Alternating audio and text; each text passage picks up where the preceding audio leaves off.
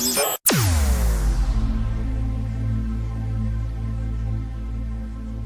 right, 716 Sports Podcast. We are back, but we're going to start here with a fuck, marry, kill for Justin. Justin, fuck, marry, kill, waking up from a nap with a terrible neck injury, talking about tax development from revenues for a hypothetical downtown stadium, and I forgot the third one. Oh, people not responding to DMs when you send them to them. What are you going to do? This is a tough one for you. This is really hard. Yeah, I know. I want to fuck people not responding to DMs. Okay. Because that's like a hate fuck. Okay, sure. Yeah. I want to kill the next thing. All right. You want to get that out of here. So you're going to marry hypothetical tax revenues. All right, I like it. Perfect. Glad that we got all that out here. It's a Monday night in June. Feels like April. What's going on with this weather? Just terrible. It's permanent hoodie season, which is not a terrible loss for me, but we're just want it to be warm. Streaming the NHL championships. Yeah. Game 4 here. Also known as the Stanley Cup It's Finals. very somber Monday night television viewing for the Jeopardy fans in the room after James Holtzhauer lost on Jeopardy. And now his first week bet. His first week bet and got taken out. Should have just kept going. He'd have lost anyway, though. I said this. Well, if he had bet... Go out in a blaze of glory. Go out in the way that you revolutionized the game. Time out. He got the daily double, the first clue in the first round. I only watched Bet 1,000 and got it. The girl, Emma, the woman, got both daily doubles in Double Jeopardy. Yeah. So he couldn't have bet more there. She got them. Yeah. And she went into final with like a $3,500 lead. And she bet everything but like $34.99. Oh, okay. So he could not have caught her. They all got it right. And even though he bet weak sauce, he could not have caught her anyway. She beat him. Well, how was Wheel of Fortune tonight? I missed that. There was a woman who didn't solve any puzzles, even though they were really easy. The guy that won should have got the final puzzle. He ended up getting like $29,000. I feel like that would be me if I got on Wheel. Like I would think I'm good at it on my couch. I get there in person and just completely freeze. Well, and it's like your final wheel puzzle is like Exodus and Rapture. It was jumping on the bandwagon. This is a thing. Yeah. What jazz hands. We were looking for jazz hands. Yeah, sorry you didn't choose Z as one of your letters. You chose Sajak turns. He was like, "Look at this car you could have won. Don't you feel dumb?" CDMA. You lost out on the Ford Fiesta. We apologize for you, but better luck next year. We're seeing a commercial right now for the Belmont Stakes. This is the worst year ever for horse racing. Justin, you like horses? I think I've watched half of one race. They're like a minute long. I know. That's his attention span, 27 seconds. There was a great overlay between the Kentucky Derby and I believe it was 2 pitches of a Cardinals-Braves game where it was like just not a whole lot of activity if you're wondering why we're losing the youth of America to Major League Baseball. The Derby is now 6 hours of pregame to watch a horse get disqualified, so that was a real bummer. Yeah, but the hats, man. The hats are sick. What is it, the fastest? Was Wes Welker out on the... Wes Welker was not tripping balls this year, unfortunately. That was the year that he was out there throwing cash in the concourse is a once-in-a-lifetime sports moment. He was so high on whatever. That's just absolutely incredible. Whatever. Oh god, that was great. I mean, he was like out in the of his literal skull. term, he was tripping balls. He was clearly on some sort of hallucinogenic drug. But that's what the Derby's all about. It's about getting high and throwing wads of cash out in a concourse. I went to the Bandits game that night with a buddy whose dad went to the Derby and put $50 on the horse that won. So we left Pizza Plant to go to the Bandits game, and he thought he won like $300. Got back to my car after the game. I was like, Dan, did you see the horse got disqualified after he bought us all drinks after that? You win. You hate to see it. And you hate to see it. It's the horse's fault. The horse has to know better while he's being whipped and ran at an impossibly fast speed that he can't be cutting people off. You think the horse would have clearly understood and been able to read the rules that state that he's not able to stand in the way of another horse, especially wearing blinders, so he can't see what's going on around him while slipping in mud. Mm-hmm.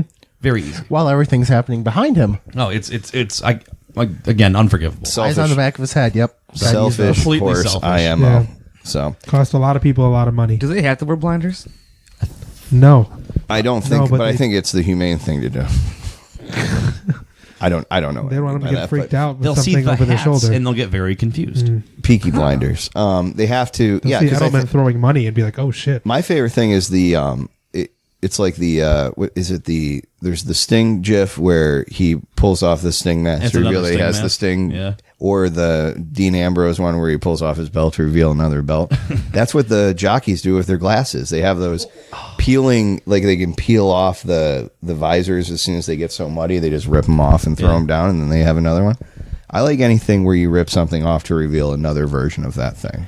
I feel like this conversation right now is tripping balls. Well, we're trying to avoid the obvious here, which is Jeff Skinner is not yet signed, and we've been having discussions about this, and I was just trying to get everybody's mood before we get in. I want Justin to get a little bit deeper into that Coors Light before Get he us all starts fired up. telling us his real thoughts over here.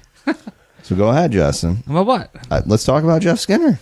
We're at your house. They have not signed him yet, and I'm patiently waiting. So, and you know what? They're going to do it they're going to do it Tomorrow Tuesday morning. at 8 a.m. probably. Yeah, that's how it works. Right before the Okay, I agree. release. Is it patiently or is it patiently with air quotes?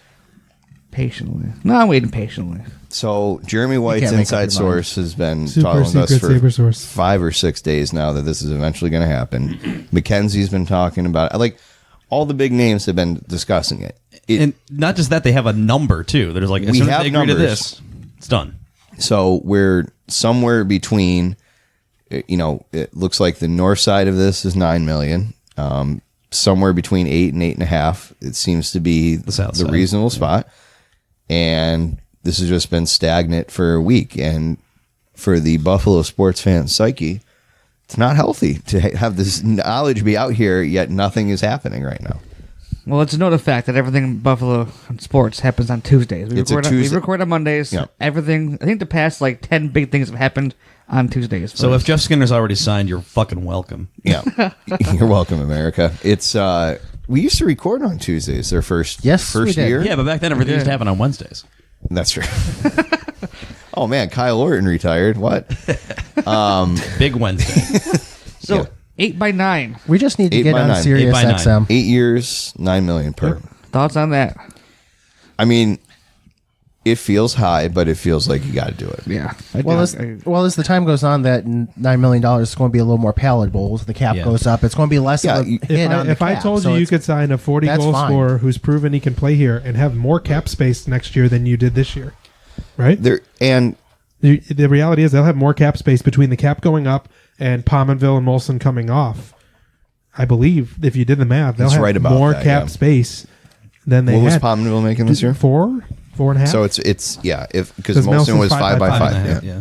The historic 5 by 5 deal. Do we remember when we thought that Molson 5x5 deal was a great deal? Yeah, because they traded him to Minnesota for first round picks and then got him back for nothing. It was like Aroldis Chapman. Him and Cody McCormick Yeah. were both sent out to Minnesota, and then they both re-signed with Buffalo. And I believe they got a pair. I think they got a pair of seconds out of it. But whatever it was, it seemed like that was a master stroke. That was back when we did things on deadline day that were seemingly innovative. And then it turns out that Matt Molson is he's playing for the Ontario Reign, I believe. Yeah, The Ontario, California. Yes. he played. Ontario, not Canada proved- Reign. Yeah. Molson proved he could play top line minutes in Minnesota, on the island, and in Buffalo. Like, I don't hate the signing. No, 'cause it just- 5x5 wasn't but a lot. it but But it just completely didn't man. pan out. Right. Yeah. So that is the concern. And I think, Justin, when you talk about, I'm more concerned about the 8 years than I am about the 9 million per. If you could get it down to 7 and give it to him for 10, I would almost rather do that because he'll be 30. Let's see, at the end of an 8 year, 34? It's 30. No, I think he's a little older than that. I think it's going to be 35, 35. I think. I think he's 27 now. Okay. So that's what scares me is the turn, because we've seen these guys. We've seen Matt Molson. We've seen, and under different circumstances, we've seen Kyle Okposo kind of fall off, right? We've seen these older guys sign these long-term deals, and then things are really rough. And at the can't end. you finagle it, though, that you front load it so that when it comes time to trade him in year 7 or 8, he's or only buy him making out. $2 million? Yeah, and but that's a good. You can do that, but at the same time, you want him to not cost too much when players like Eichel and Dahlin and Reinhardt and Mills that are all in their prime. well, it all comes out to You know what I AAV mean? anyway, though. You know what I mean? Yeah. Like, against the cap, it stays the I'm same. not CBA expert, but I'm sure the salary somehow affects the actual Sure. year by Well, year. was it O'Reilly who had the deal where everything came in the signing bonus, but during the year he only got like $1 million per? It still that. counts towards the cap, Right. but it's like it. It's just the way you shape it. Players got to fit pay there. less into. The escrow. which Escrow, is Well, what that was it the is. was the deal with trading him to St. Louis. The day they traded him made St. Louis pay him the entire $7 million of his salary Right. because it all came in one check. And the players, I believe it was after the last CBA agreement that the players had to put, I think it was actually went above 50% into the escrow account, or what the players themselves were responsible for more than 50% of the escrow. But but to your point about term and they did it with Sagiri, one of the reasons we like the Molson contract because it's going to get him. He's going to be older at the end of it, but he didn't play a flashy game. It wasn't a speed game. It was he's just a shooter. He's a sniper. Right. That was his role. Skinner plays a gritty game. He's all over the place, grinding on either team, pissing them off. He's fast and quick, and if that tails off, but he's half of his ability. Part of it though is he has been healthy. Like he had some concussion issues. He's had injuries. He had concussion early in his career, but he's played either close to or at 82. Didn't he play he played a full 82 this year, right? Remember that game where we thought he tore his ACL? Yeah, Justin, you and I were at that game together when his knee goes sideways, and I stared at the ceiling and just about to cry myself to sleep because, like, all right, there goes the rest. They were still in the hunt at that Paul point. pierced that, and we're all set. Put him in a wheelchair and let's go home. But that's when he also went out. It's also when he fell into his 3 goals in 27 game stretch. It was around there, so maybe he was more hurt than he was letting on. It's possible, but. Yep. Yeah, anytime you have to commit to anybody for more than, I guess 6 years, I understand the concern about it. But the guy looked so good with Eichel, and you know that Jack Eichel is going to be here for another 9 seasons, unless something goes wrong, where you know that Jack Eichel is going to play for your team for that long, right? Mm-hmm. So there has been no one that he has been able to find better chemistry with in terms of finishing than with Jeff Skinner. Yes, it's only a 1-year sample. Is Skinner going to get 40 every year? Probably not every year. Is he going to? I certainly see no way he dips below, 32 or so. And I do think that he can.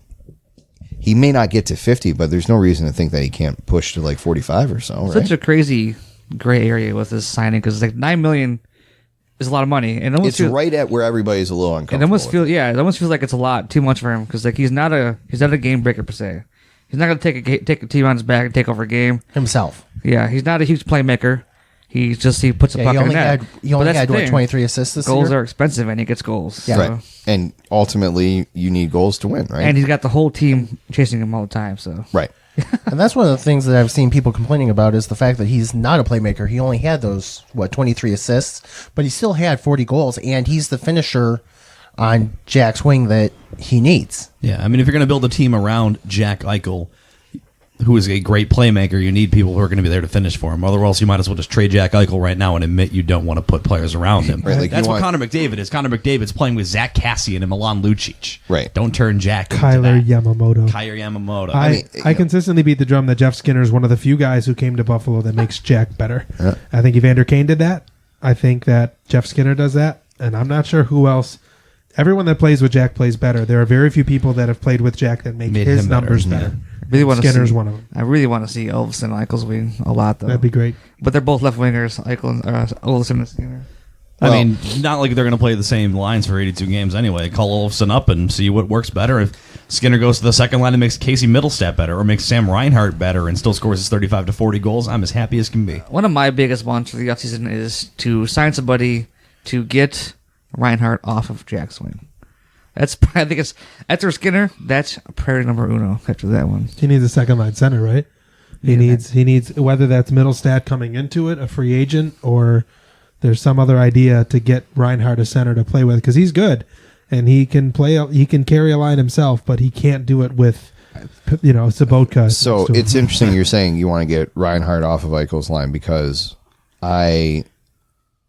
John Vogel of The Athletic came up with a best case, worst case, realistic case scenarios about 5 days ago, and he still had that line being Skinner, Eichel, Reinhart. Would you like to hear what the second line he created was? Yeah, probably not. Olofsson, Duchesne, and Kapanen. Sure. So now that assumes that you sign Kapanen. Right. So I didn't know Sammy Kapanen was still playing. Yeah, got it. So.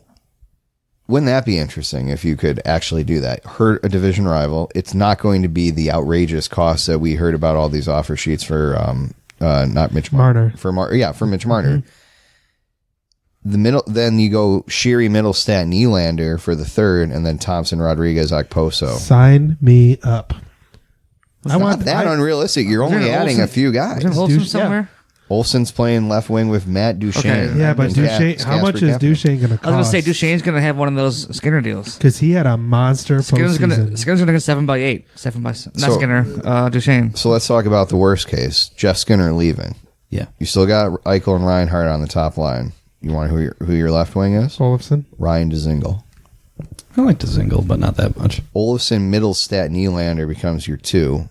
Sherry, Sabaka, Thompson's your 3. That's significantly different, though. Rodriguez, Larson, Okposo is your 4. Now, again, this is hypothetical, obviously. Yeah.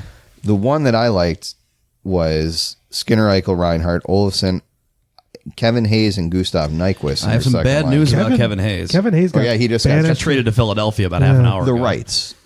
Well, yes. Kevin Hayes, The rights to sign him. Kevin Hayes got banished to the 4th line and did not even play special teams in Winnipeg in the postseason. Winnipeg was a weird place this year, wasn't it? Like I'm not saying one way or the other. Nate Bulliot but was playing top line when they traded Bulliot to Winnipeg. He was their top defensive pair, playing lefty on their top pair, and Kevin Hayes was playing 4th line. I don't know. You're right. Winnipeg it was falling apart at the seams for some reason by the end of this, and I'm not saying one way or the other. Kevin Hayes, they gave up a first rounder, I believe, to bring him in too.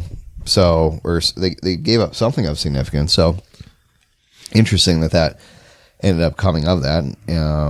But yeah, I mean, there's a lot of scenarios out there, and I think everything has been so hyper focused on Skinner, rightfully so. But there are guys that can contribute to potentially first, probably second lines.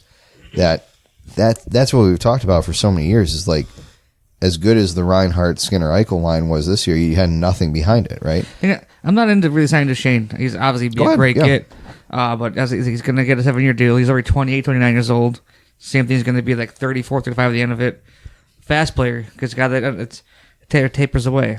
But also, been a bit moody. If I want a center right now, play second line center, I want a bridge guy. Sure. Because that spot is penciled in for Middlestat. Correct. And you see the flashes. He's gonna be so when he grows when he like turns into a man. Let's put it that way. Shout out to my buddy. He's gonna Eric. be a great player once he fills out. No, and that's fair too. I think it's possible that a 30.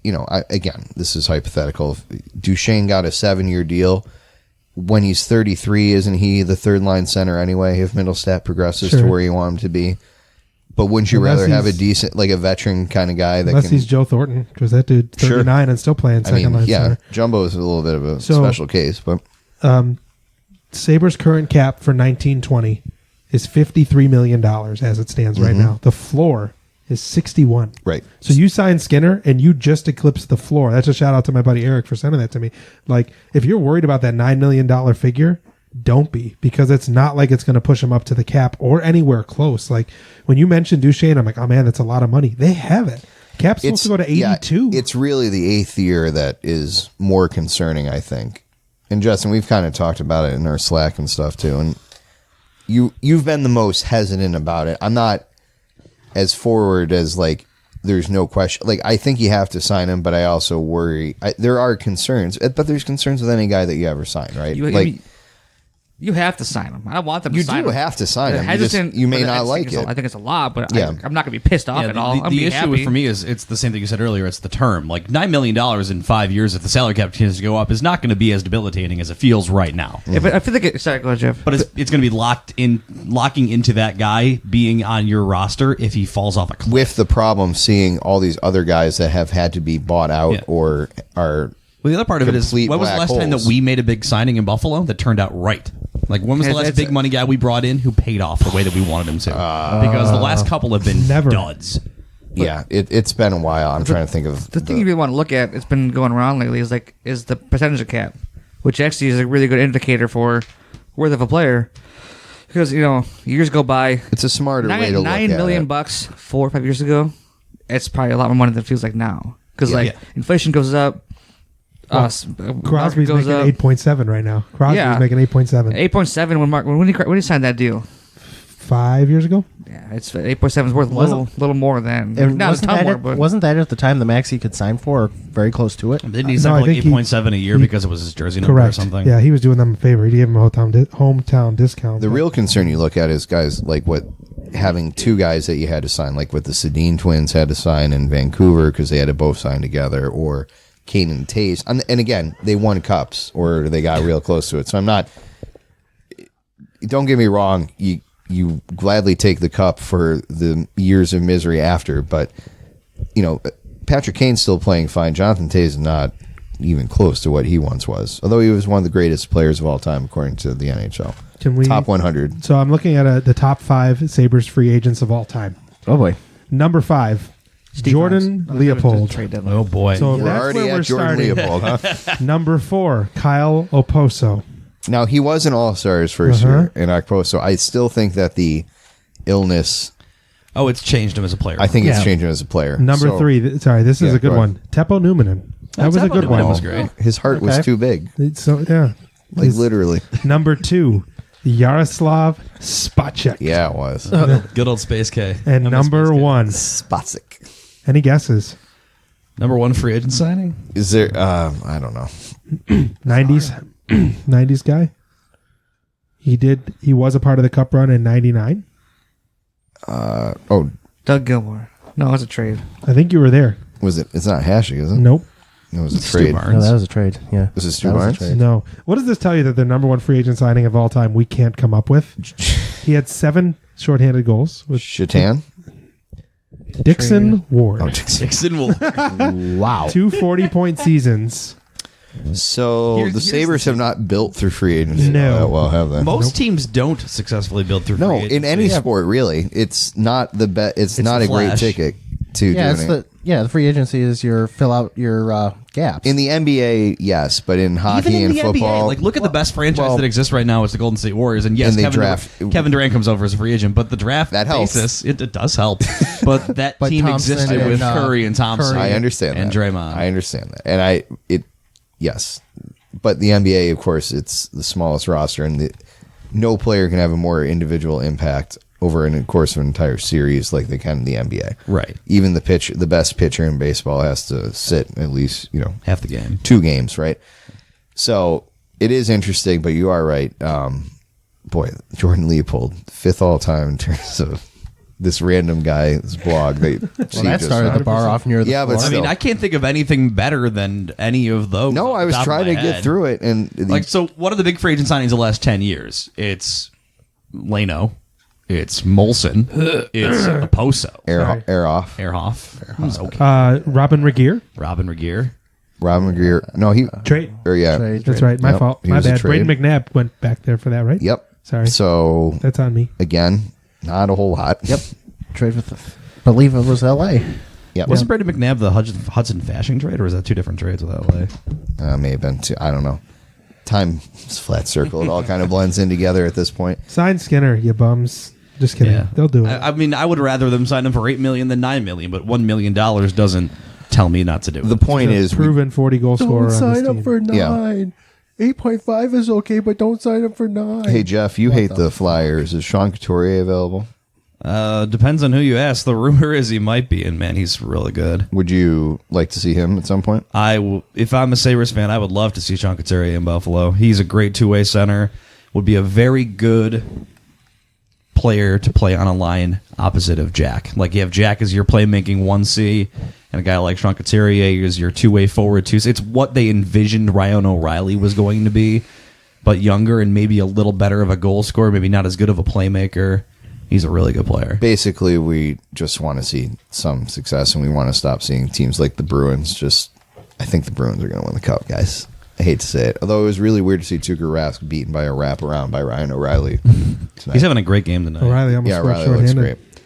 great. Well, like Justin said, he'll probably sign in the next 12 hours or so, and then we can talk about it then. Talk about it next week, and then he'll tear his ACL next be a week Tuesday. late. And Yeah, like usual. But it does. I don't want to say it seems inevitable. It's certain. If you read the tea leaves, unless his rights all of a sudden get traded to Nashville, things seem like they're on the up and up. I right mean, now, and they're going to McKenzie- happen at some point. McKenzie's not saying it's close if it's not close. No, of all the, he's like Adrian Wojnarowski. He's Adam Schefter. He if Bob McKenzie's telling you something's close, it's close. I have reason to believe it's close. Jeremy's super secret source, probably right. But I feel like at the timing of it, that the draft combine's here, scouting combine's here. You're not going to take away the attention from those guys. It's their weekend. The players at the scouting combine, Yeah. And then so you kind of want to hold off. Take Monday, dot the I's, cross the T's. Sign on Tuesday morning. Yep. Sounds about right. I was thinking too. I was thinking, well, they're probably not announced yet because the scouting combine is going on. But also think of them. If you're one of these kids at scouting combine in Buffalo, across the street from the big building, and while you're there, someone on that team gets $72 million. Yeah.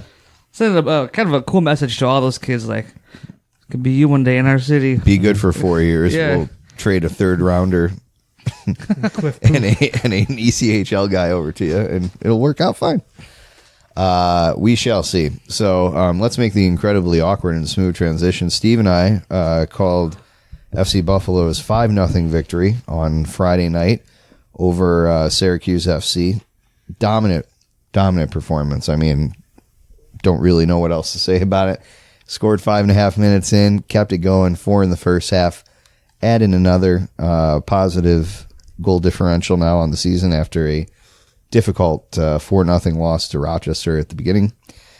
And now Erie comes to town on Friday night. The Derby, not too kind to Buffalo over the history. I mean, it's been rough of late. It has been, but that doesn't mean anything. Past results do not equal future success, and certainly there's a hope that the team will look pretty good on and capitalize on what they were able to do on Friday. But we were able to earlier speak with head coach Frank Butcher about both the game that we saw and the game that we will be seeing here coming up. So why don't we go over to Coach Butcher now, and he'll talk to us about everything FC Buffalo. Welcome back to the 716 Sports Podcast. Joined now by the bench boss of FC Buffalo, Frank Butcher, on the line. Coach, thanks for taking some time out to hang out with us this Monday night. Oh, no problem. It's my pleasure. I really appreciate you guys asking me. So I bugged you twice on Friday before the game and at halftime, and now I'm bugging you again. So if I'd used up any interviews for Friday by having you on this podcast, you would now have a get-out-of-jail-free card to talk to me on Friday. Be like, nope, I'm done. I've hit the quota. Talk to someone else. Absolutely not. Your questions gave us a lot of foreshadowing of what was going to come, and so I will take your questions all day, every day. You guys heard that, right? I want to spank that one. So, and that's a perfect segue, because before the game we talked, Coach, and you said, I feel like if we can get one early, the floodgates might open. And Bill, not knowing that you said that, used almost an identical term in saying, hey, they scored 5.5 minutes in. Let's see if the floodgates can open. Man, that was some foreshadowing, as you mentioned. Oh, for sure. I think it lifted I don't know. The guys have been, really positive, but I mean, we've had a bunch of chances lately and just weren't putting them in. Good week of practice led us to, exactly like you guys talked about. The one went in, and then it kind of just everybody, there was no more pressure, and everything worked for us that day. Coach, what did you think of individually Kieran Tolan's performance? We saw him net 2. He really looked like a dominant forward out there on Friday. I was really impressed with his game, both finishing, but also what he was able to do individually one-on-one against his defenders. Kieran's the total package. He really has been the key to our team, our successes so far this season. It's not just his individual play. He's a leader out there with his mouth, talking to guys, putting people in the right spots, encouraging guys when they need it. He just is like a great team leader to have on. 2 years ago, he was injured and didn't get to play a single minute for us the whole season. And we just looking back on it, I was so disappointed. And I'm like, if we could just get this guy out here, he's going to make us go. And last year he went away. He was playing professionally. And this year he's on loan with us and in his off season, and I'm just thrilled to have him. We're in a completely different team with him than we are without him. Two things that Steve and I noticed while calling the game. One, it seemed like the strategy was to start things in the back and move up forward, and especially it seemed like the best attacking lane was really up the middle of the field, and it almost seems a little bit counterproductive sometimes attacking the middle versus going on the wings, but you guys were able to really get a lot of penetration on Syracuse up the middle. Was that the game plan, or did that kind of develop as the game progressed? More as the game progressed. We do look to try and get, trying to attack as quickly as we can, whether it be up the middle or through the wings. With our formation, we've been looking a lot to the wings, but if somebody's going to give us that open looks up the middle, our guys we got a lot of veteran guys that are able to see that and attack the openings. So, Coach, this is only my second year around the team, and you can yell at me for that. Jeff's been around a lot longer. It's been a minute. But for me, I noticed I didn't really know the shape that you guys were playing in, but I saw the roster, and I noticed Williamson going up the pitch, and I realized he's playing left back. He played center back with you and Bald all of last year that I saw, and I was used to Ethan Stout playing, I think, left back for you guys most of the time, and he's in the middle, almost in a central mid role if I saw. So, how big is it to have these guys that can play multiple positions like that? Like I know Williamson loves pushing up the pitch and he gets the goal on the set piece. But so one, the versatility, and two, what went into your decision to have these guys like Williamson play left back instead of center back? Well, we in our first game without Kieran, so it was a little bit of a somewhat that I would blame on a poor result on that first game. So we decided we weren't creating much offensively, so we tried to switch to three in the back, and it worked much better. So Rob probably in a spot that he's not used to. Austin is actually going back to a spot where he belongs. Consummate pro. He played last year at outside back for us every game practically, but really he is a center midfielder by trade.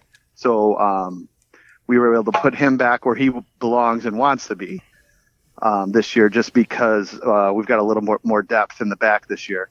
So it was just a decision we made as a coaching staff. We felt our backs were really good. So Rob's a little bit wider, but not a huge, still a little bit more towards the middle of the field.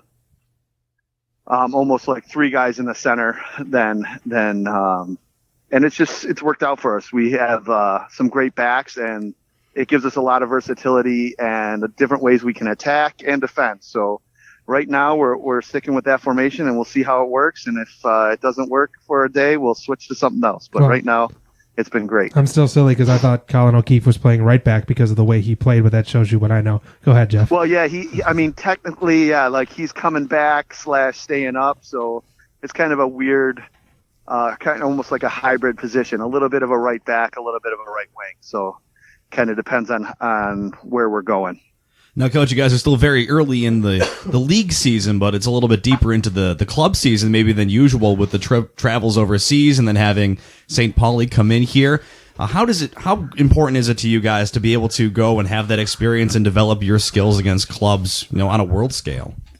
I think it's more like just a great memory for the guys to get these great opportunities that nobody gets this at our level, right? So to have all these international matches under their belts, 2 at home, 3 abroad, it just doesn't happen. So the benefit for me as a coach is every year there's a lot of turnover in our league. We populate our team with a lot of college kids. So as they graduate, they move on to different things. So it's always hard to build camaraderie right off the bat and a little bit of chemistry. With all these extra games, we have a really great chemistry going right now, and we're only 2 games into the season. Whereas in the past 2 years with me there, it maybe takes 4, 5, 6 games before we're really going. And, it still remains to be seen, but I like the way we played against Syracuse, and if we can keep it going, I'd like to go to Germany every year then, so we'll see what we can do. Well, we'll try and see if we can arrange that for you, Coach. And Great. We'll fly you first class next time. Perfect. Speaking of coming up this weekend, you got Erie coming into town. We know the hatred that those two clubs have, and always fun for the fan bases as well. I'm a little curious. How does let's talk a little bit about what Bryce did. He got the clean sheet, but he didn't really. I think it's pretty obvious he wasn't super tested, but he gets that clean sheet. How do you think that confidence can play into the next game against Erie? And what do you tell him as a coach after a performance like that? Just congratulations. I've seen him do it before in college. He played a little bit for us last year. And, but I mean, it's a streaky position, it's a little bit of a mental game sometimes for those guys. And, when they're going, it's hard to build that confidence, but when they get it, it's really them, their skills aren't changing from week to week. But if they're on, all of our goalies that we've got on the roster are fantastic, and I would trust any of them out there, but you got to kind of go with a hot hand, and he's feeling really good right now, and hopefully he can keep that shutout streak going. And maybe I'm completely out of line in saying this, but I'm guessing the Commodore squad that you're going to see on Friday is a little different than what you saw from Syracuse last Friday. Just from recent history, we know that Erie's a pretty good squad. I would bet that if there was any way to go into a game, a 5-0 win in your pocket to walk in with is a pretty good thing. But how do you balance? Okay, we had a great game against Syracuse. Let's build on that, but also realizing that you have to put that behind you and play a pretty tough team on Friday. Yeah, we addressed that at the beginning of practice today. Just like, hey, that's great, congratulations, but the season's not over. We've had plenty of big wins in the past couple years and have failed to make the playoffs. This league's a funny league. There's always results that are a little bit like, you can't believe that that's what happened. Kind of like our first game with a big 4-0 loss that, I don't think when we play Rochester again, I would be crazy to think that would happen again. Just like I don't know that next time we play Syracuse, it's going to be another 5-0 win for us. Syracuse played Erie this weekend and tied 0-0.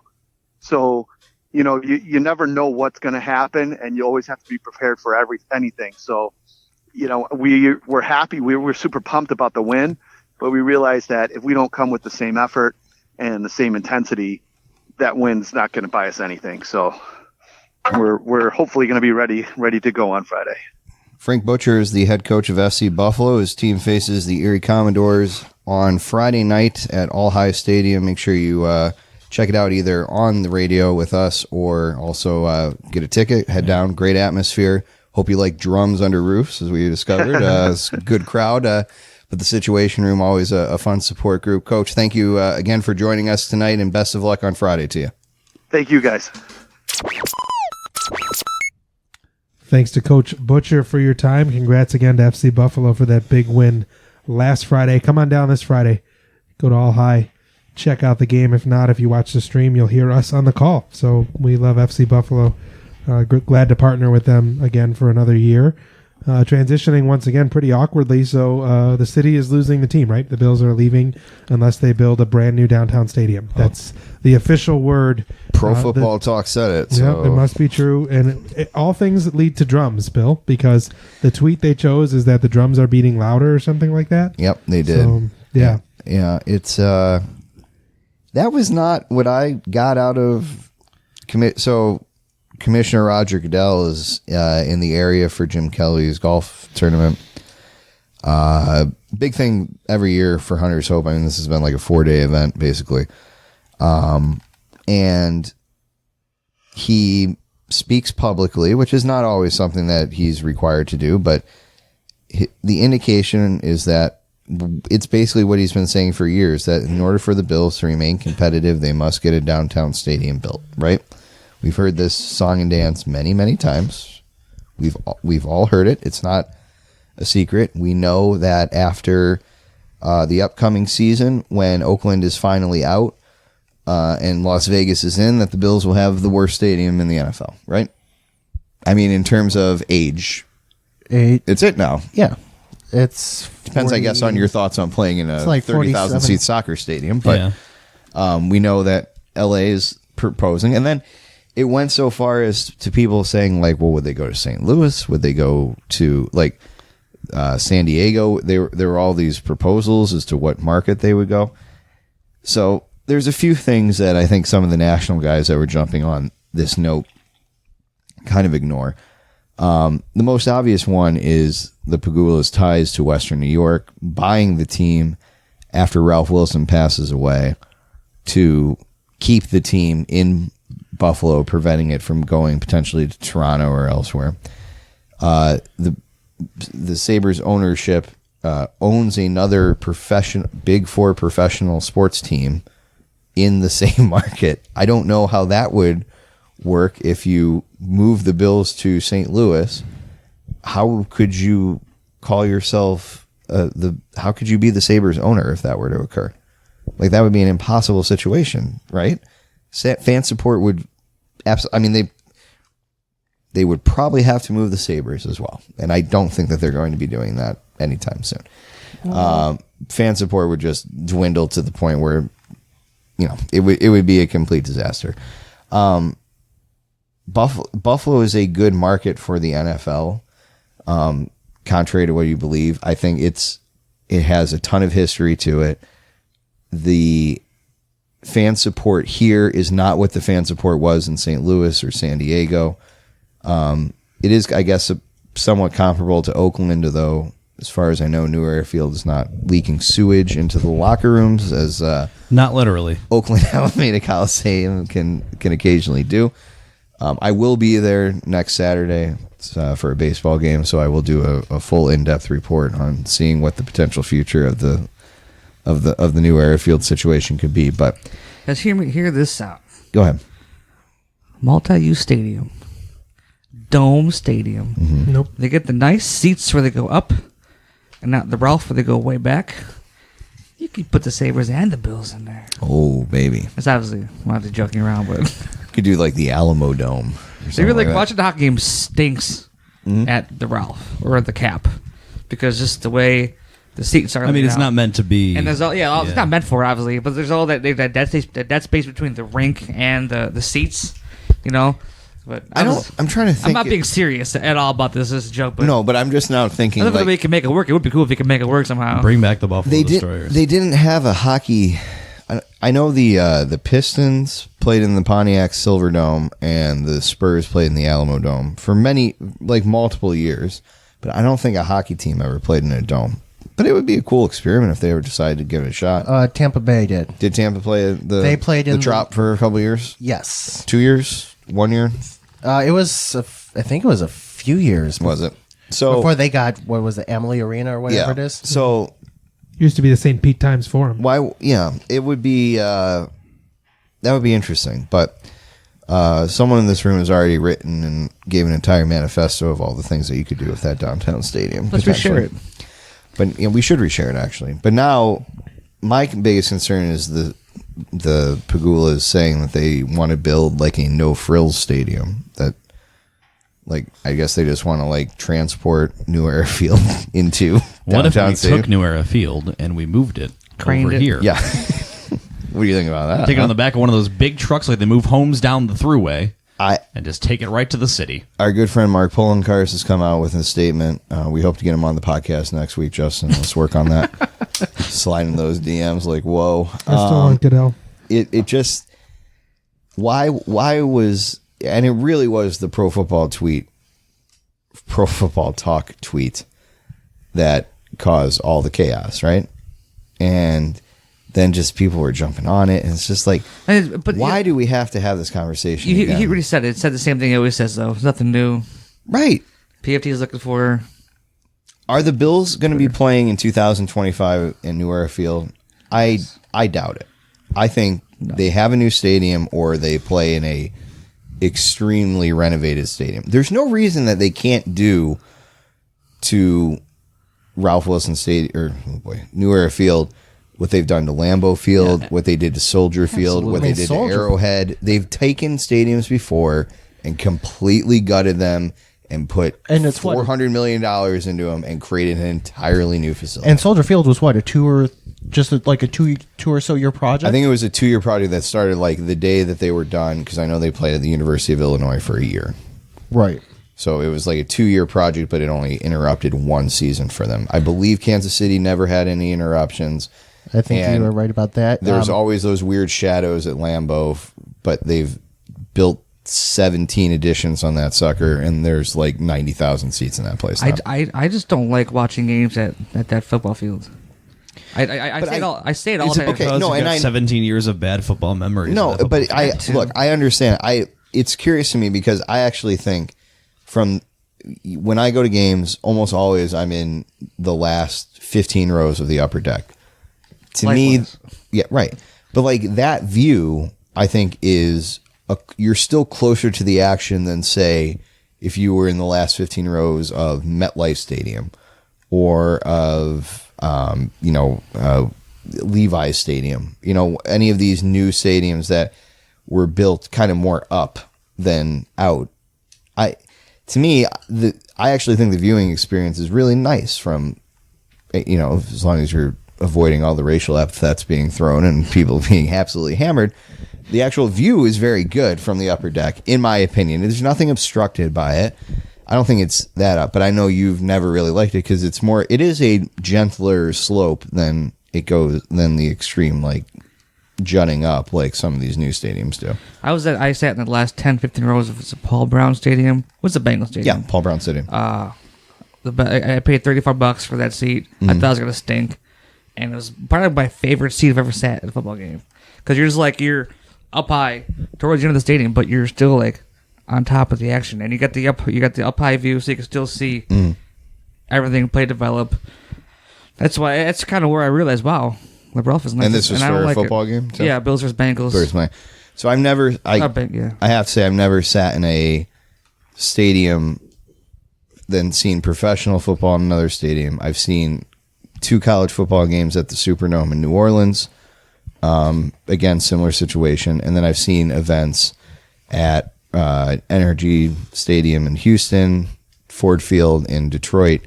And again, way up there, doesn't seem like there's too much of a difference. I felt further away in Houston than I did, like I could be in Buffalo.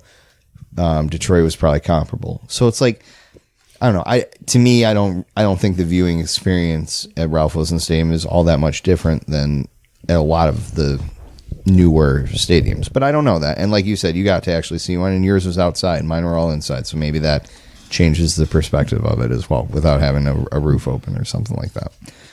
But it's the same thing where this is going to be a talking point until something happens. It's going to be another 2 years, I think, for anything's even announced. Like, they've been working on it. It sounds like they've been working on it, looking into it, seems like. They sent that survey out, right? They asked everybody. I filled out the survey. They're certainly probing it, yeah. They're not, and they have, like, they should. If they ultimately feel, or they are getting pressured from other owners, that the team is in a competitive disadvantage because of the stadium. Competitive what? Like financially competitive? But that's the thing is they've done because that. But Roger Goodell, he is beholden to the owners. The owners are the ones. He works for the owners. He doesn't work for anybody else. I'm not knocking Goodell for but a bunch of billionaires. Just, like all these owners, it's like collecting cars to these guys. Like, oh, I want the newest, fanciest stadium. So Jerry Jones built Jerry World, and so the part of built a boat in Minnesota. And looked to Buffalo like, oh man, your stadium really looks run down. You're making us look bad. Yeah. No, the product on the fucking field makes the team look bad. No one cares about the stadium. And the thing is, too, like,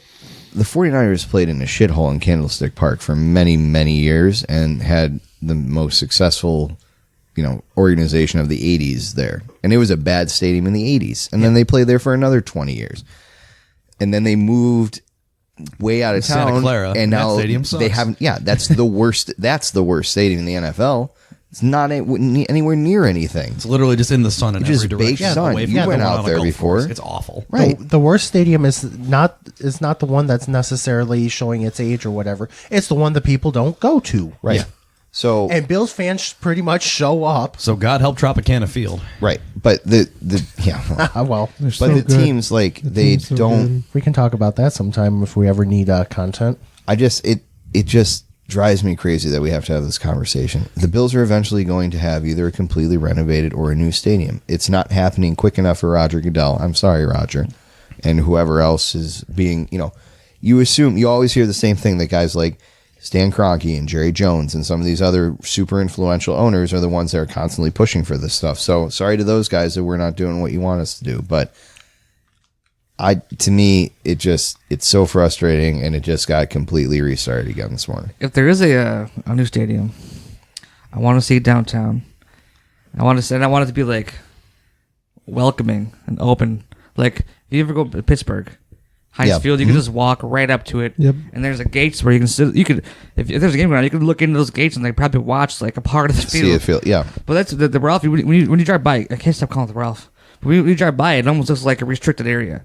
Yeah. You don't feel like welcome. Well, then there's Pittsburgh. Gillette. You could almost walk up to the back gate and like peek in and say, "Hey, what in there?" Like, Then there's Gillette that has a shopping mall in the stadium, basically with like storefronts. Right, that Patriot Place was. Yeah, you that can was a go on your master lunch plan break. community. It's like Pettibones in the ballpark. As silly as that is, like they're open for lunch every day. So if you're working downtown, you could go eat at the ballpark in December. Right. Yeah. Like, and I know too, like when the Atlanta Braves moved from downtown Atlanta up to Cobb County, they also were bequeathed like just acres upon acres of land for them to develop into their own community. So they have I think it's called the Battery, and they have all these hotels and shops and restaurants that they run. So there are lots of options to go. I do agree with you, Justin, that if you build a new stadium, I do think it should be downtown. we do realize, and I don't care because I don't jump off of tables, but when you go downtown, there's no more fires, there's no more tailgates. They're already trying to get underneath that with the new tailgate rules. there's this Sure. year. Right. There's a lot of rooms in there to tailgate. But There's a they're lot getting of under empty that. No, space. but they're getting away from that on stadium lots. But there's what percentage of cars park in stadium lots versus what I park in private More lots? last year than next year with the new rules. Well, Yeah, for sure. Yeah. People are just going to start parking on private property. And Right, but the team has already made it pretty clear that they don't want to be associated with that on their property. So I don't think the thing is Terry that- and Kim are going to lose sleep over whether. But my people point can is, if they throw move tables. downtown, all tailgating will be on their property. all tailgating now on Chippewa. The thing is too, like once the bills are good and they can afford to up the prices, they're gonna price a lot of that crap out of the building. Because the new stadium will do that. Well, I think too it is a delicate balance because you don't really at this point and for the last decade, what have the Bills been known for? It's crazy the fans, fan base yeah. more than anything else. Whether it's how much of it is turned into almost like mythical proportions on And a national level. But there's, I think the kickoff was the Deadspin Kiko Alonso jersey. right? Yeah. Right? That's right. That was And I wore a before Kiko flaming jersey. tables. I wore a Kiko jersey to that game, and it was not. Was that before the couple that had sex in the parking lot? I forget which of those was, That was first. before. Around the same time. Yeah. That was the one that I had to write the article about. It was the couple having sex In the parking lot. Big shout out to Mark Polenkar's future guest on this podcast. Future friend, past friend, present friend. Just ghosting us call right me. now, but that's okay. I play hockey with him, so I'm surprised he didn't answer my message. Yeah, that's all right. Maybe if you wouldn't have dummied him the last time you played him. I also took a big shot on Facebook 2 weeks ago, so there's that too. You did. You love getting active on Facebook.com. I love it. Sometimes. No, but you go in streaks where like all of a sudden it's like, Jesus Christ, Justin's posted 5 times today. You got me favorite him, man? No, I don't really. You gotta give me something more than what you give me. I'm not gonna lie. You gotta be original. I got my own brand. I don't Come know. original, 311. What, That was for you, Jeff. let's talk about. We'll talk about this in the next show. How I can improve my social media game. Yeah, we'll the do next that. show is just going to be about Justin's social media Thank God. habits. It's been long overdue. So, again, our stance is we don't really care, and something's eventually going to get done. So just shut the fuck up about it. Does that sound pretty much about where we're at? How dare you speak for me Speak with fun. such accurate words? Like, How dare you take these words right we out of my have mouth. to talk about it because it was a thing today. Big thing. It was how a much- real big thing today. I mean, okay, what's the advantage of having the downtown stadium? Personal seat licenses. Okay. But this is also Buffalo. Right. This is not one of your top 5, 10, 15 rich markets that you have. This is not LA. This is not San Francisco. This is not New York. I agree. It's not LA Miami. can't even fill their stadiums. I know it's like I know what you're saying, but like Yeah, I'm just saying that the money isn't there to the level it is to these other places that I just mentioned. So maybe a refurbished stadium would be better in that sense, keep it where it is. And also, how much infrastructure work is going to have to be done in order to move the stadium there, and it what's would going be- to be displaced? It would be tons. They'd have to probably do eminent domain on certain. I they would mean, need remember to rip that down whole thing they 5 need to rip years down ago? the Skyway, right? They would have to rip down the Skyway, and I think they would have to. I mean, the entire infrastructure of the city would have to change. Good, it needs to. It stinks. well- That's why I went on downtown, just to fix the downtown area, because it stinks down there. Better than it used to be. It is better than it used to be, but it's just, I don't know. It's just fun when you go to the city. It's fun to drive by and you see this fucking towering stadium. It's like, oh, cool, that's where the Ravens play or something. Yeah. Like, Yeah, the Fort Duquesne Even- Bridge in Pittsburgh is oh, this sick. is dumb, but even when you drive between by them. the Ralph, it's like it's not big per se. It's just like half of it's in the ground. So what if we just build a really tall It's stadium? a tall stadium. Actually, don't rip down the Skyway. Build it at the level of the Skyway and turn the Skyway into the parking What lot. if I just put the word stadium on one Seneca tower? Would that satisfy you? I mean, it's pretty good. Multi-level stadium. I'm into it. Multi-level. I always said You that get a you, first down, you go up a Up a level. You get a floor. The 10-floor pass. it is Donkey Kong, but it's football. I always said, It's how like great it's would like it a be? 3D chess game. Yeah. Here's a guy trying to get a first down on the third floor. You could have and then boom. a 30-story Bass Pro Shop in there. You could have like level 15 be the boats, and we can always have, was it Larry Quinn's dream of having that Bass Pro Shop down, taking out the entire parcel? You know, if we had the Bass Pro Shop That downtown, canal side we'd is already now have on. the money for the stadium. And you're we'd all saying. have boats, We'd all Bass- compound boats. Bass Pro Field coming to Let's talk about downtown that. Buffalo. Let's talk about that real fast. Think about if that happened and the yacht's still there. Think about how much different downtown Canal Side is Oh right my now. God. Still be a pile of I would shit. still never be down there. Yeah.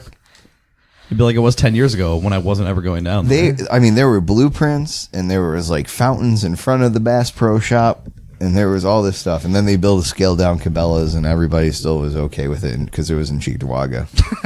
And the odd still sits as a crater in the ground, right? They're doing They're something? developing that. Yeah. They're finally developing that part. Like they got the Exploring Ward, I think, just That opened just up. opened. That's Yeah. Canal Side, yeah. So- It's not quite where the odd was, but yeah. They'll get there eventually. Just people like holes in the ground too, because you can do fun comparisons, like your The Bills ass, Stadium or is a and hole then in you the ground. post at it. Yeah, well, it is. It's very windy off of Lake Erie. Yeah, I do like the idea of But- just putting a stadium on top of. Oh, there now we're thinking. Let's put it on top of one Seneca Tower. But I'm sure that can fit a 100 by 100 field. let's also think about it this way. Does having a downtown if they have a downtown stadium, do you think one, it's an an open air stadium like New Era Field currently is, and two, if it's a dome stadium, does Buffalo get a Super Bowl out of it or anything like that? So it's a retractable roof stadium because they don't want any permanent dome fixtures anymore. And I think Detroit guess was the that makes last one to sense. get that. And then it would never be open for the games you think it should be open for. And no, Buffalo would not get a Super Bowl out of it because they still don't have There's so many enough, crazy they don't have requirements. enough hotel rooms. When Jacksonville got their Super Bowl, they had to bring boats onto the St. James River because they didn't have enough physical hotels. Did you ever see that they released like a whole bunch of the NFL's requirements? Like, there's got to be a certain amount of bowling alleys within a certain amount of Right. miles, even a certain amount of golf courses within a certain amount of miles. Like, Buffalo never had Buffalo, Cleveland. The bowling alley one is done easy, by the way. Oh, easily yeah. in Buffalo. We can rebuild throughway lanes. there's for 'em. 4 around me in this house. Yeah, we could Like, actually. within 2 miles. Toronto could actually host a Super Bowl because of how many bowling alleys are in Buffalo. That's right. But I mean, seriously, the city like Green Bay, Cleveland, Buffalo, Pittsburgh, Cincinnati will never get a Super Bowl, and that's okay. I don't need one. Right. But But there's I'd just rather have my team go to one in Miami right. than But there's just host one in there's Buffalo. just not enough people, and there's just not enough around us. And I know that seems weird because the world's such a big and beautiful place, but there's just not enough in Buffalo. So to me, that just says remodel New Era Field. Right. That's where my vote is. Yep, but me too. Can you imagine people And in access. Lancaster complaining, they can't even get their high school mascot right, and then how much that bitching they would do if there was a Super Bowl ruining their commute in The same to people the who city. the same people who moved next to the racetrack complaining that it's loud. The racetrack has been there since 30 years before they moved in, and they're like, "Damn, that racetrack's loud." I couldn't even get home to You know what? Cheektowaga when the stadium's in Orchard Park, let alone trying to get home through the city Yeah. on a You know game what? night. And stupid people like that are dangerous because, well, They're dangerous 'cause I in lived large numbers. Because I lived in Southern California, there used to be a racetrack up there, Mesa Marin, and the racetrack was there long before the housing moved in, and the racetrack's gone because of that. People in the housing complained. Yep. I think what is remodeling a stadium? More boulders. Like, are you just revamping the concourses? Open concourses. I don't know how they do it, but I want that so badly. Honestly, I think you would have to go. You would divide the stadium into 4 sections: east, north, south, and west. You would have to renovate each one at a time, completely redo it. You would have to completely change the seating structure. Mm-hmm. The one that I would think, like I said, the closest one to what Buffalo has would probably be Arrowhead. It was built around the same time. I think it may be a couple of years older, actually.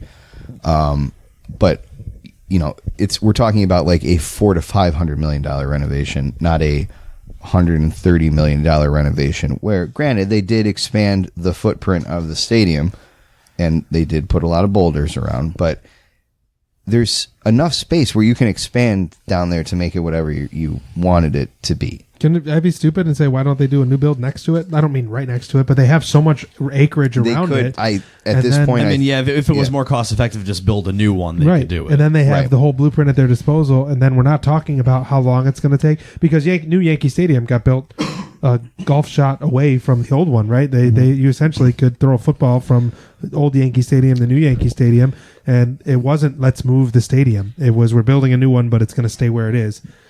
Feels like almost a compromise, right? I don't know. This is a dumb idea. You just tear down the Ralph, rebuild it, and they play and then carry it on for 4 or 5 years. Super dumb. No, okay. Yeah, you can't do that.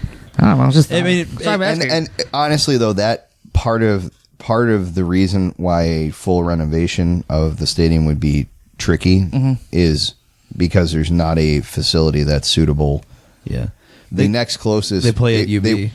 They couldn't play at UB. They'd probably I know Toronto. They would have to play in Toronto. First thing that popped to mind. They'd have to play Rogers Center. Go play it's closer to. Do you want the Hamilton Ticats? Forget about Toronto. I mean, I don't think the Ticats are fine. I don't think Tim Hortons Field is 35,000. No, probably not. It's probably 35,000 people aren't. Honestly, it's probably not that bigger than UB. I mean, the Chargers right now are playing in a college stadium. Am I wrong? Yeah, they're playing in a soccer stadium. It's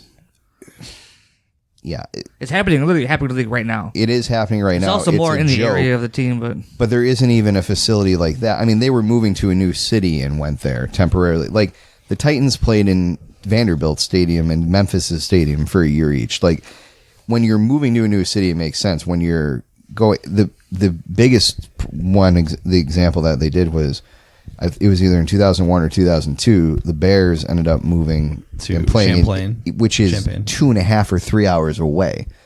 Yeah, because they need to have a 72,000 seat stadium, and that was literally the only other one suitable in the state. And they were going to go play at Notre Dame, which is closer to Chicago, but not that you can't do that.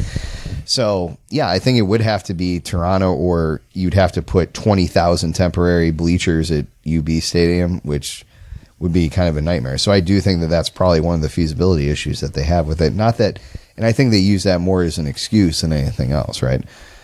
So it isn't as easy, because each of these issues, whether you renovate, you do a new build in Orchard Park, or you do a new build downtown, they all come with each of their different issues, and there's potential in all of them as well.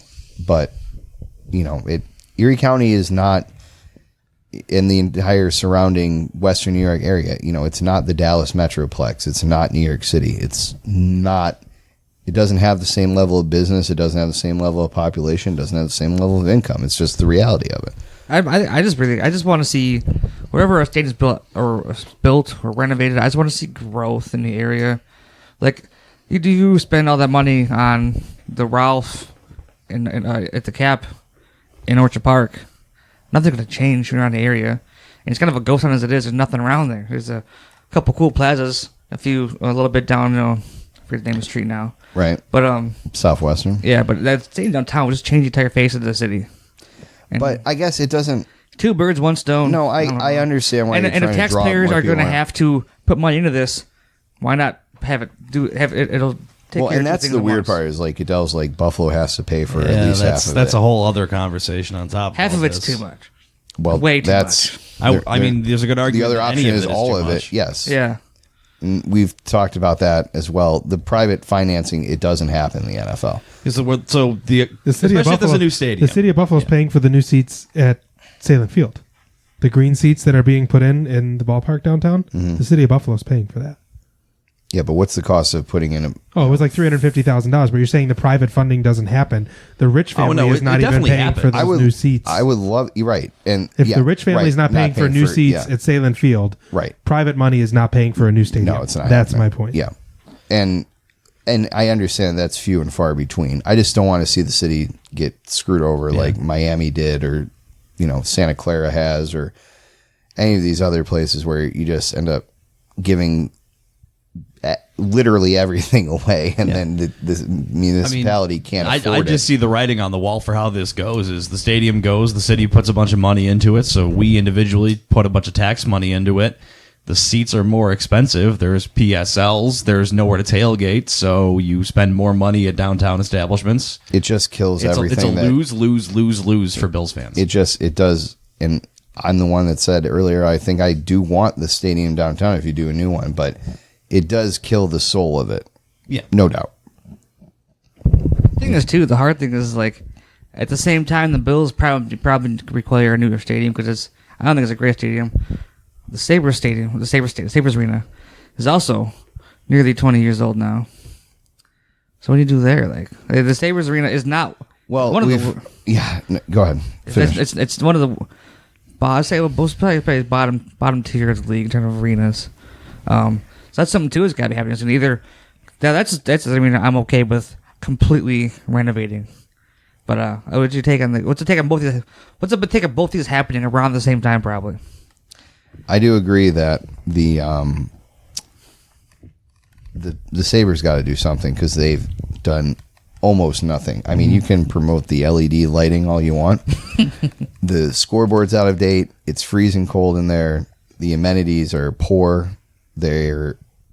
Since they put that kind of food court area, I use that term very loosely, in the 100s, behind I think it's around 117, 118, 119.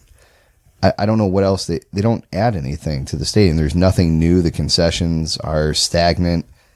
It just feels like there's not much thought put in. And I think sometimes with Buffalo, I think the Pagulas think, well, their fans are going to come no matter what. And because the fans are going to come no matter what, there's not that attention. And that does come. It's a smaller marketplace. There's less distractions. There's more true passionate love for the sporting franchises, so you don't need to put in all the bells and whistles. But man, it just feels like you use that as an excuse to just keep things the way they always were. I think Bills fans will always come. I think Sabres fans are really starting to get sick of it. The couple of the games I only went to 3 or 4 this year, and a couple of those games, boy, they were really empty. They were weeknight games, but they were pretty empty. I'm curious if part of that is how many more hockey games a season there are too. If the Bills are really shit and it's December and you can get $10 tickets to a Bills game, you normally don't go. Maybe you take those $10 tickets because what the hell? It's one of 8 home games a year. I've gotten what year was it when the Bills played the Lions at home? It wasn't this last time. It was probably the time before. We got tickets to that game, tunnel end zone, about 8 rows up or something for $8, $10, $12. Yeah. So you go because and it was November. One game a year. Yeah. Sabres game 40 when they've been out of the playoffs for 2 months does not feel as important to the casual fan, I don't think. And I think both Bills and Sabres fans at different points this past decade have been equally disappointed. The other part of it is I just think that the NFL is a much larger fan base than the NHL does, which is another part of that too. Yep, absolutely. But I mean, you're right, Bill. I think if they build the new stadium downtown, I think even at the time it's made, it's the 10th nicest stadium in the league, and it's going to be outclassed by it's Nationals Park. Yeah, it doesn't need to be a great stadium though. Then what else are we paying this money for? Yeah, that's the thing. I do agree with you. You're going to pay more than what it costs to build the Cowboys Stadium and get less out of it. I think it's just 10 years, 15 years later. The team is a small market team with a huge rabid fan base, but there's not a lot of money flying around Buffalo. I get that, but People aren't going to pay for these expensive seats in PCLs. then come up And they with can't. then come up with something to make it different. Come up with something. I think that's where the stalemate is. I think that's why the Pagulas haven't done anything. I think what they have that's different right now is the tailgate experience on people's That's it, backyards. yeah. There's only 4 or 5 other cities that do it like how Buffalo. That you does. can park in someone's parking lot who you've Right. never met. You pay them $20. You park in their backyard. It's like Kansas City, Green Bay, Buffalo. I'm sure that there's a couple. Like, I guess for one more year, Oakland has a huge parking lot. There's not too many of those places though that exist anymore, right? Mm-hmm. So, and that is really part of the experience when you talk about going to a Bills game. Part of the experience is the tailgate, and that's what when owners want the Bills to move or have a nice new stadium, that they want the revenue generator. That's all it is. Yeah, they want money. It's a profit sharing league, am I they right? just straight up want money, And they it's want like more money. a new stadium isn't. I don't think it's going to generate that for the Bills. Yep, No. not to the extent we'd want it, but Or they'd want it. yeah. All It right. might generate revenue for the area. I mean, if that kind of money was already there, wouldn't the Wilsons or the Pagulas at some point have exploited that and bumped prices up more than they have, knowing that people will buy tickets no matter how bad the team is? I think it's part of their structure. Is there's so many seats in the building at a fair price to where they're able to make the money they need. You know what I mean? It's I don't know. It's a conversation that's not going away anytime soon. Right, I wish no closer to figuring out what they're going to do than they were when they sent out that survey. Yeah, it just sucks that we have to keep having this conversation. I don't know what the right answer is. Half the people are going to be mad about whatever the answer is anyway. But Fun, real quick. Go ahead. Hypothetical speaking, this should be a fun response to this. Mm-hmm. Imagine Donald Trump buys the Bills. Okay. Back originally? Yes. Yep. Donald Trump wins the bid. The NFL is forcing the hand the way they're trying to do with the Pagulas. What's Trump's Twitter feed like at the NFL? And the owners. Sorry, sad Roger Goodell keeps pressuring my great fan base into thinking they're not good enough. I don't even know if the Bills are still I built here. the greatest won stadium. three First of all, the My Bills are in stadiums are the Toronto. greatest stadiums They would that have have ever 3 been Super built. Bowls already. The Cap is the greatest stadium in the NFL. Filled with the most passionate diehard fans. Boy, is that Donald Trump over there on the couch? Oh no, it's just Jeff. I think it's Thanks, Johan guys. Larson calling it. Johan Larson. Yeah, we got all those exclusive no, with all due respect, Frank Butcher, great get, but boy, we were getting Sabres here a couple years ago. What happened? Fell off real quick. It's kind of disappointing. Tage Thompson and that run. Potentially slanderous. We get Tage Towns to talk about murdering people on the podcast. Yeah, that was pretty cool. We miss you, Tage. That's about that, probably. Yeah, we should probably call it a wrap. But before we do, quick thank you and nod to DC, Virginia podcast, Saucy Rockets, for having me on last week to talk about the NWHL lockout and broadcast and stuff. So if you haven't listened to it, check Actually, it out. They great were interview. very, very accommodating. Jeff had a great interview. It was really fun to do. I'm not used to being on the other side of that, so it was really cool to do. I told you once you ask questions, it's going to spew out of you.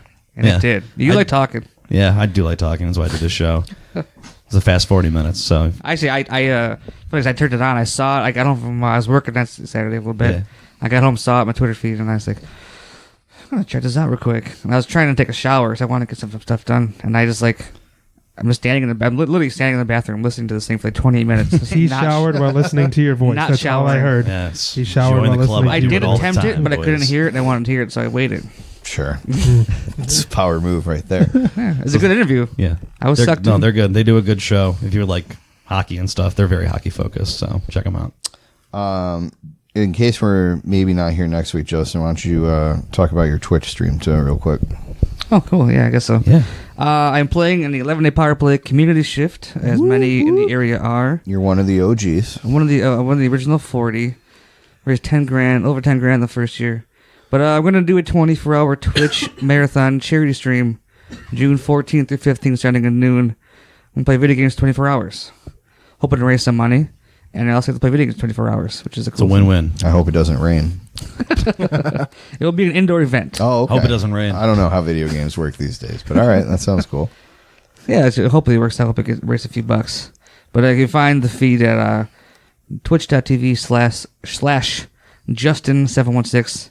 It's Justin with an E. Justin. Justin.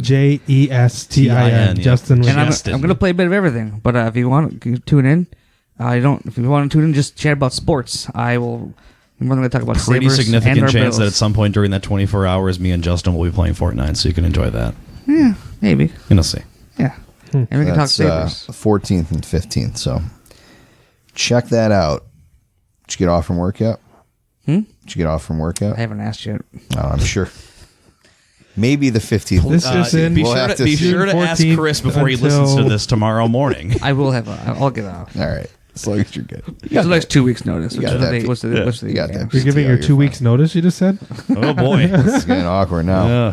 Ugh. So we will be back when it serves us. Remember, of course, when Jeff Skinner signs this morning. If I'm when you right, Jeff listen to Skinner's this. already signed. Yep. Congrats to Skinner. Great deal for the Sabres. I love it. We'll find out as soon as the team releases the contract deals.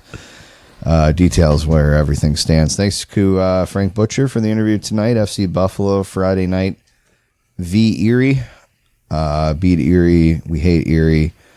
Yeah, that's Where can you find them on online? Google.com, and then you go to FC Buffalo, and then a bunch of shit pops up. So that's pretty FC cool. Buffalo. It'll be on our social media on Friday, too. Myself and Steve will be on Yeah, the Jeff the and call. Steve will be on the call. Thanks for letting me squat there thank for one night. Thank you for doing it during the middle of wedding season when now I'm old enough that my friends get married on purpose, not because they're panicking and knock some chick up, you know? The good old wedding. Shout out to other Jeff who got married on Friday.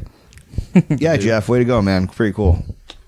But yeah, so we'll check all that out and then find it online. Come down to All High. It's awesome to be there. Dude, the it's drums fun. are very loud, but if you like drums, it's a great place to Go be. to the games where they score 5 goals. That's my recommendation. It seems to be pretty cool. Facebook, Twitter. Did we get that Instagram up yet? It's there. It's up. Jeff created a Bumble profile for us, Sure which did. seems really awkward. But you have to talk to appreciate us his work first, on but that. we're there. Yep. So thank you for doing that. I think that's about it. We will talk to you when we talk to you again. It's our life, so butt out. Love you all. Have a good night.